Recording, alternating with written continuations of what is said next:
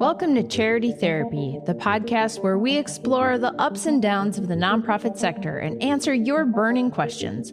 I'm your host, Jess Birkin, owner of Birkin Law Office, and I'm excited you're here. Imagine hanging out with me and my super smart, funny nonprofit expert pals.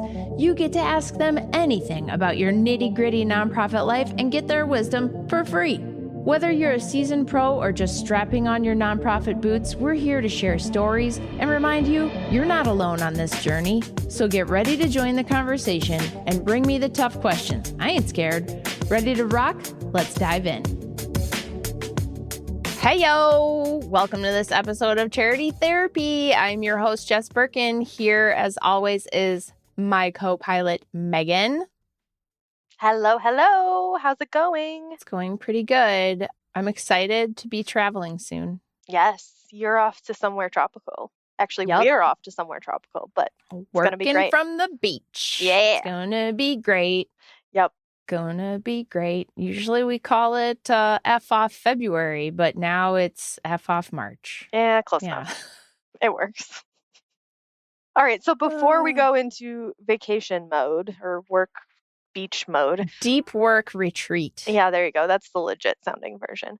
Let's do this episode. So I've got a question for you today, but before we get into it, I wanted to have you give us a little background because there's like so much nonprofit-y vocabulary out there. We just hired somebody new and I've been training them, and I cannot believe all of the things that are like specific nonprofit words that like you wouldn't know if you don't know the nonprofit world. So anyways, So true. Let's define some things. We all use these words all the time, but what is the difference between a mission and a vision statement in the nonprofit world?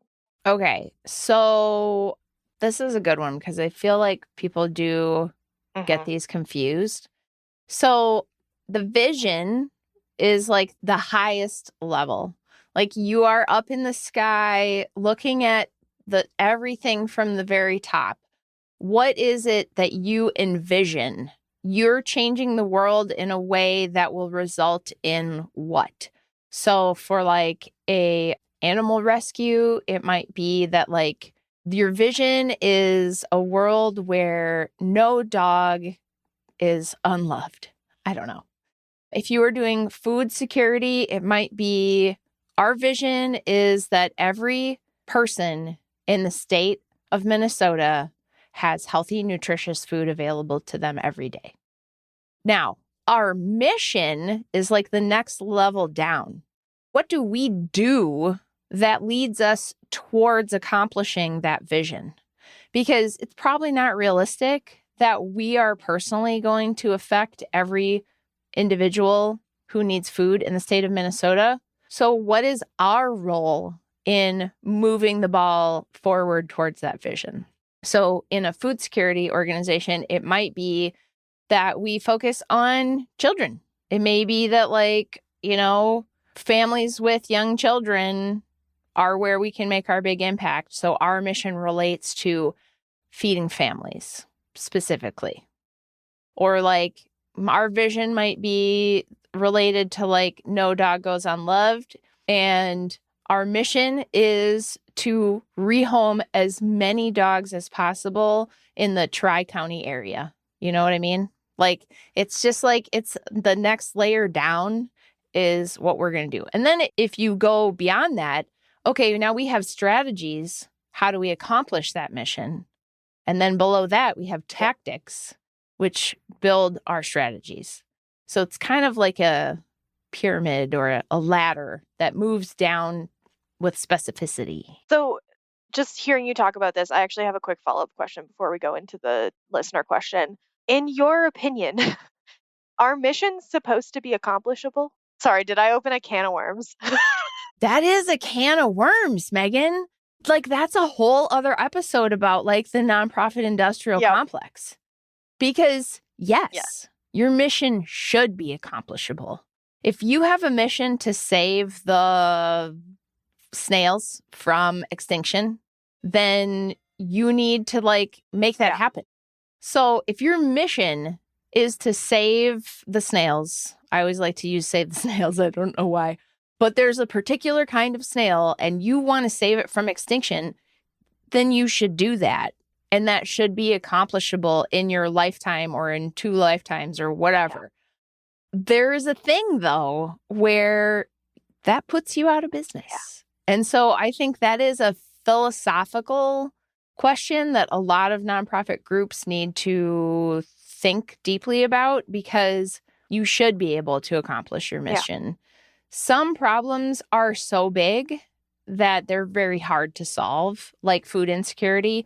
It's not like if you just gave everyone a meal, you solve the problem, because there are layers and layers and layers to like, what is the background information? The whole person is affected. There are systemic issues, right? So some missions are very difficult to achieve, like legitimately, but I do think that some missions are achievable, and yet we stay in business and all of our employment is existing if we don't achieve them.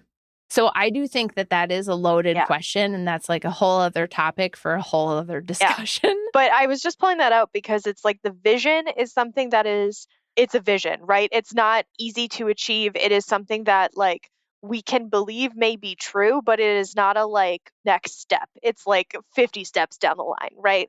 Whereas like your mission, I was hearing you talk and it was just like, should this be something that is like very tangible? It's like setting a SMART goal versus a New Year's resolution. Yes.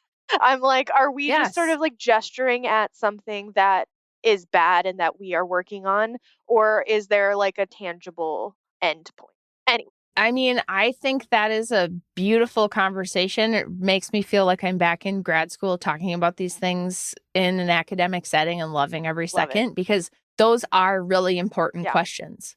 And I think there are reasons why you can't ever accomplish a mission and should try anyway. But I also think too many organizations do not start with the end in mind, and they don't set a SMART goal. Okay. Anyways, that was a tangent. Apologies for that, but we will return in another episode. So let's just get into our question here. So person writes in and says, "Hi there, we're a Meals on Wheels style food delivery nonprofit, and we've been serving the same county for the past 25 years. Recently, we've been expanding to surrounding counties and adding more services for seniors like social outings, community events, access to other resources, etc. There's so much more we can be doing. But our mission statement is super specific to our old activities. So how do we go about changing it?" Okay, I love this question. And I think that just changing the mission statement is not probably the answer.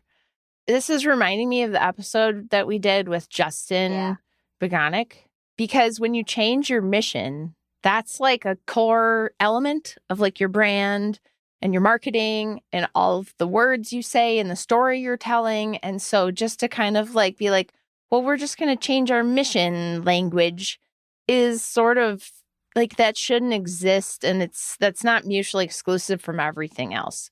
So I guess the first thing I would say is good job recognizing it might be time to like adjust some things, because you and I know, like, as just even with the law firm, like as things change, you need to start to like change the language of how you talk about it, because you're not offering the same thing anymore. So those like pat scripts that you've had, like, don't feel right, because you're like, well, actually we have this other thing and we do this thing too, but we don't actually do that anymore. And, so you're right in that you need to think about this, but it may be bigger than just the words that are in quotes under your logo as your mission statement. So just putting that aside, that may be like a whole brand strategy, rebranding thing. And listen to the episode with Justin. We talk about that. It's amazing. Now, from a legal perspective, how do we go about changing our mission? So your mission statement is like the beautiful flowery words that you say, and like it's all wonderful marketing copy. Your exempt purpose lives in your articles, and it's the thing that comes after like, we are a 501c3 organized for religious, scientific, charitable, blah, blah, blah purposes under IRC 501c3, yada, yada, yada. Specifically, we do the following. Whatever that says is what the IRS believes your exempt mission is. That is the thing that you primarily do that lets you not pay income tax. And so if you're going to change that thing, you need to think about it carefully. And then you are going to have to tell the IRS that you have a new version of the thing you're doing so that all of your activities are still income tax exempt, especially if we have any sort of like fee for service revenue type stuff. You don't want that to get like deemed not part of your charitable mission because then you got to pay tax on the income. Anyway, the way that you would think about this is you're going to change your beautiful marketing copy, but then you're also going to call your lawyer and say, do you think we should change our exempt purpose statement? Is our exempt purpose statement going to include all of these things that we're now doing? Or is it time for us to update things? Now, you might open up your articles of incorporation and they look like a mimeograph of a typewriter thing. That means it's time to update your articles no matter what your exempt purpose is, because that stuff is old and it's time for refresh, okay? So just putting that out there. If you can't even find the document, or like the Secretary of State doesn't even have it because your organization is so old, they didn't have a website when you were started, like it's probably time to update those anyway. But that is like functionally how you would change your mission from a legal perspective. Does that make sense? Yeah, I do have a follow-up for you. So you said, look at your exempt purpose to see if you need to change it. Are there changes to your mission that would not require you to change your exempt purpose statement? Yeah. So like whenever we're working with a client, like I always try and write their exempt purpose statement to be broad enough that it's going to like include all the things they could kind of possibly grow into over time. But sometimes I will run into a client who has an old document that says, like maybe this questioner opens up the paper and it says, we do Meals on Wheels food delivery in this specific county. Yeah. Sometimes they're very narrowly tailored. And if you want to start expanding your region, you want to start doing more things, it's probably a good idea to just update your purpose to be broad enough that it is more focused on like the general things you're doing, like the general quality of the work, not the specific. On Tuesday, we hand out a meal to every person with red hair, or whatever Right. it is. I've seen some very specific purpose statements that don't allow you to grow. So you want it to be specific enough that you can read it and be like, I know what kind of things they do. And the IRS will say, yes, that's charitable. You don't have to pay us money. But you don't want it Yeah. to be so specific that every time you make a change over the 25 years of being a nonprofit, you feel like you need to go and update it. Yeah. And it's not like you need to reapply to the IRS. You just include a copy of your amended articles with your next Form 990. Right. It's not a huge deal. And so there are realities where maybe we're going through a rebrand and our activities haven't changed at all, but like we want to restate the mission statement. That's a situation where we wouldn't need to change the exempt purpose statement, right? Yeah. Right. Basically, you should ask your lawyer. Yeah. You know what I mean? It shouldn't be like, well, we just changed it in our bylaws and then we never told anyone. Yep. Like you should check in with your legal counsel and just make sure what you need to do. Totally. And God forbid you have voting members and you need them to vote to approve. Yes. The forever That's another PSA episode. of don't have voting members, but if you can help it, you know. All right, well, I've got some takeaways here. So first, I will just say there's a ton of vocabulary out there. We all use these words and we don't always know exactly what they mean. So today we really tackled the mission versus vision versus exempt purpose.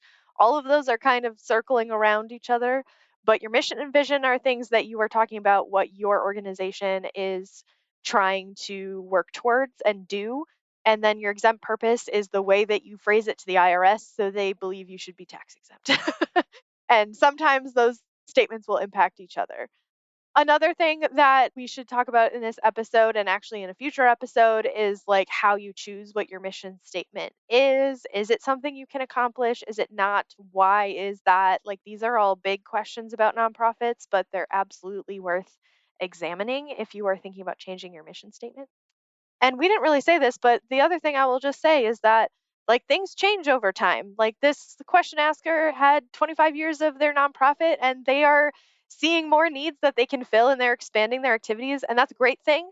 And you can update your branding, your mission, your purpose statement, all of that to encompass the work that you're going to do today and not 25 years ago. Yeah. And this is the kind of person that comes into our office and is like, we've been around for X decades, and I want to make sure during my board service that we ensure the next 30 years are strong and solid. And so this is like thing we see pretty frequently, where it's like people are trying to really like build on the legacy and ensure the next generation of the organization. And I think it's great. I love those clients because they're proactive and they really are thinking deeply about the organization and its future. So good on you. Okay, well, Meghan, thanks for being here, of course. And listeners, thank you for listening. Do you have a question or a rant or comment or something you would like us to react to? Please send it. You can find us online at charitytherapy.show.